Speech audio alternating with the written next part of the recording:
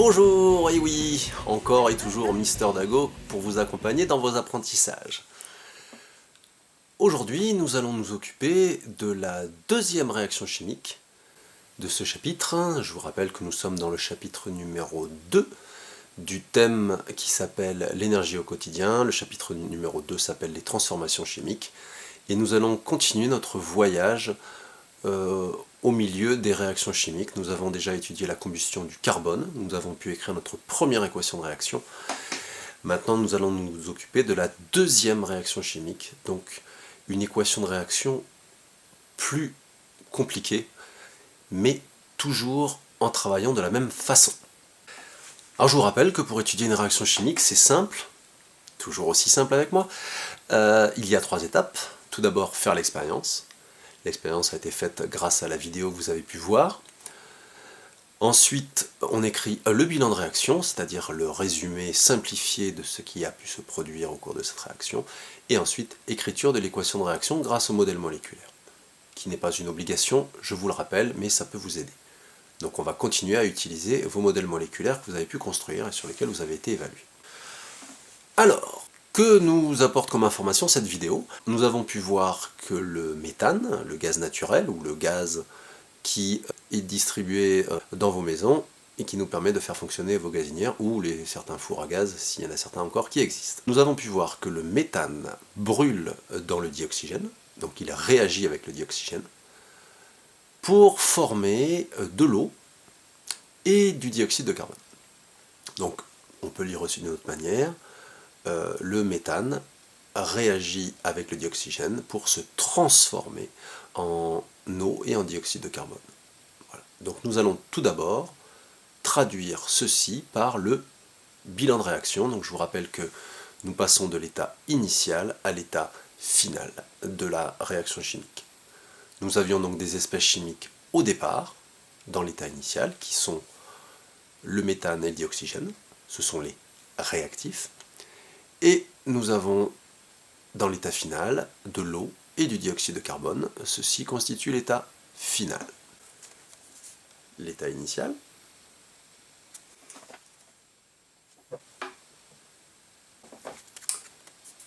la flèche de transformation, et l'état final.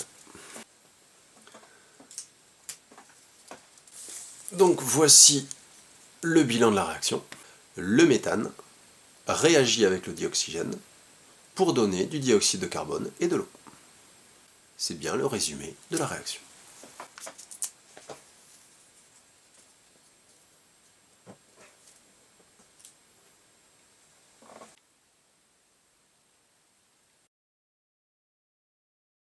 Et maintenant, nous allons utiliser donc les modèles moléculaires. Première étape dans ces modèles moléculaires, je les pose, et ensuite je compte, pour vérifier, respecter la loi de conservation de la matière. Rien ne se perd, rien ne se crée, tout se transforme. Le méthane que vous avez construit,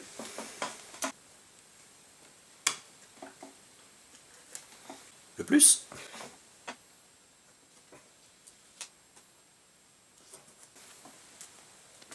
le dioxygène, la flèche de transformation, l'eau, le plus, et le dioxyde de carbone.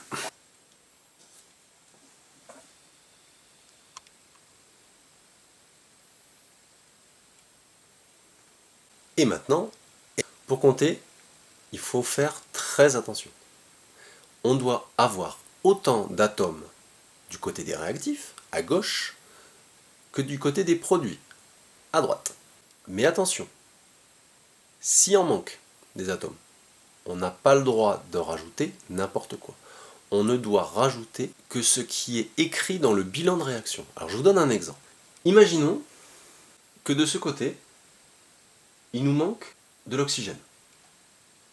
Alors c'est parti, on va commencer par compter l'atome de carbone. Donc on va commencer par les boules noires.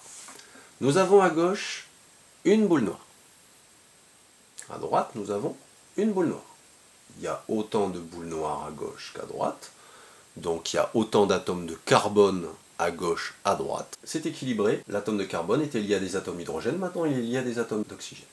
Passons maintenant à l'hydrogène. Nous avons 4 boules blanches à gauche. Il nous faut donc 4 boules blanches à droite. Et là on a un petit souci. À droite, nous n'en avons que 2. Comme je l'ai dit tout à l'heure, s'il me manque de l'hydrogène, la seule façon, c'est de rajouter une molécule entière d'eau. Donc je vais rajouter une molécule entière d'eau. Et voyons. Maintenant, nous avons une boule blanche, 2 boules blanches, 3 boules blanches, 4 boules blanches, à gauche et à droite. Donc c'est équilibré. Nous avons autant d'atomes d'hydrogène à gauche et à droite. On n'en a pas perdu, on n'en a pas créé, et ils se sont transformés. La molécule de méthane a apporté des atomes d'hydrogène pour permettre à la molécule d'eau de se former. C'est ça, la règle de conservation de la matière. Tout se transforme. Il ne nous reste plus maintenant que les atomes d'oxygène. Nous avons à gauche 2 boules rouges. 2 atomes d'oxygène. Il nous faut donc 2 boules rouges à droite. Regardons. À droite, nous avons 1, 2, 3, 4 boules rouges. On en a 3 à droite. Eh bien, on va en rajouter à gauche. Sauf que je n'ai pas le droit de rajouter n'importe quoi. Il me manque des atomes d'oxygène. Je ne peux que rajouter du dioxygène. Pas de l'oxygène seul. Donc, je vais en rajouter une. Nous avons donc maintenant 1, 2, 3, 4 boules rouges. 1, 2, 3, 4 boules rouges. Nous avons donc autant d'atomes d'oxygène à gauche qu'à droite. On n'en a pas perdu, on n'en a pas créé, et il y a eu donc une transformation chimique. Pour les modèles moléculaires, c'est équilibré. Voilà. Grâce au modèle moléculaire, nous avons pu compter le nombre d'atomes et en avoir autant à gauche qu'à droite. Donc maintenant, nous allons traduire ça par l'équation de réaction. On va remplacer les modèles moléculaires par les formules des espèces chimiques réagissantes, bien sûr celles qui se forment. Stylo magique. Alors, le méthane. Le méthane, nous l'avons vu, c'est un atome de carbone entouré de 4 atomes d'hydrogène. On va pouvoir l'écrire donc. C'est H4.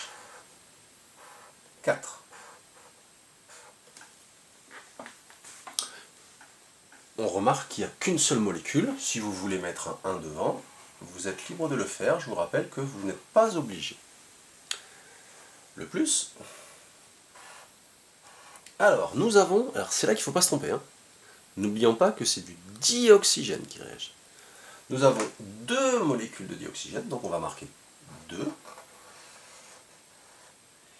Et la molécule de dioxygène, dont on connaît la formule, c'est O2. La flèche de transformation. Nous avons 2 molécules d'eau. Donc on va mettre un 2.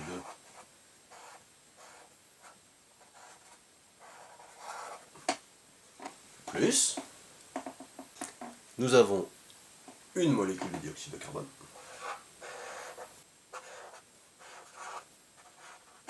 Et voilà. Voici l'équation de réaction. Normalement, elle est équilibrée. Mais toujours prendre ses précautions, on va vérifier.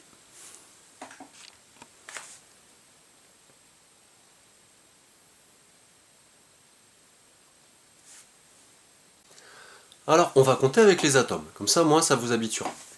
Je vous rappelle que les nombres qui sont écrits devant les molécules correspondent au nombre de molécules. Quand j'ai une molécule de CH4, ça veut dire que j'ai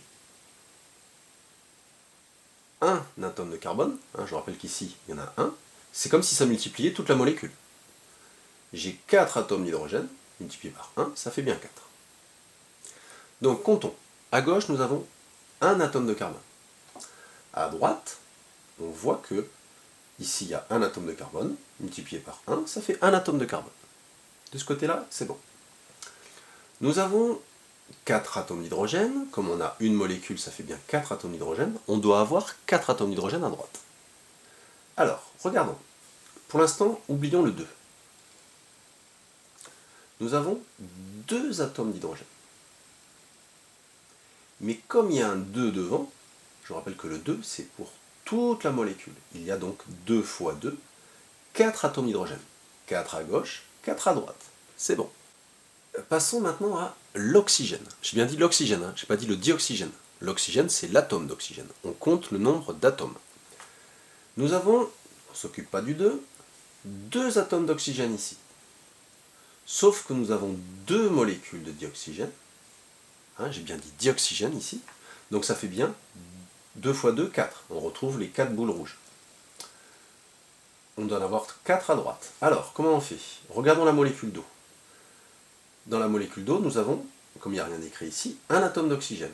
Multiplié par 2, ça fait 2 atomes d'oxygène ici. Et dans la molécule de dioxyde de carbone, il y a 2 atomes d'oxygène. Multiplié par 1, ça fait 2. 2 plus 2, 4. Nous avons donc la loi de Lavoisier qui est respectée. Et voilà, deuxième équation de réaction équilibrée, grâce à notre célèbre Lavoisier. Les intrépides feront ça sans les modèles moléculaires, parce que ça prend du temps quand même, hein. Et puis on n'a pas toujours les modèles moléculaires sous la main, sinon il faudrait le faire avec des feutres, mais si ça peut vous aider, il n'y a aucun souci, ça vous prendra un peu plus de temps. Le but bien sûr ultime, c'est que vous y arriviez avec les atomes, mais je trouve que c'était judicieux de le faire avec les modèles moléculaires et avec les petits carrés de couleurs. C'est fait pour vous aider. J'espère que c'était une bonne idée, en tout cas moi je trouvais que ça en était une très bonne. Pas parce qu'elle venait de moi, mais quand même. Voilà, donc c'était Mister Dago, le cours se retrouve bien sûr à l'endroit habituel. Vous allez avoir besoin de vous entraîner sur les équations de réaction. C'est souvent quelque chose qui est mal perçu par les élèves. Dès qu'il y a le mot équation, c'est pas que ça soit la mauvaise réputation des mathématiques, hein, mais c'est vrai que dès qu'il y a le mot équation, c'est vrai que vous avez un peu de mal. Mais ce n'est qu'un résumé, c'est un résumé dans le langage de la chimie, de ce qu'il se passe sur une transformation chimique. C'est tout. Il faut le voir que comme ça, et il faut apprendre juste à compter. Voilà. Compter, et les modèles moléculaires permettent d'oublier un peu les atomes, de passer aux boules de couleur, et après c'est bien de retrouver les atomes, bien sûr, dans l'écriture de l'équation de réaction. Voilà, on se voit bientôt pour le 3e épisode, c'est-à-dire pour la combustion du butane, qui sera l'équation la plus compliquée. Allez, à bientôt. Portez-vous bien.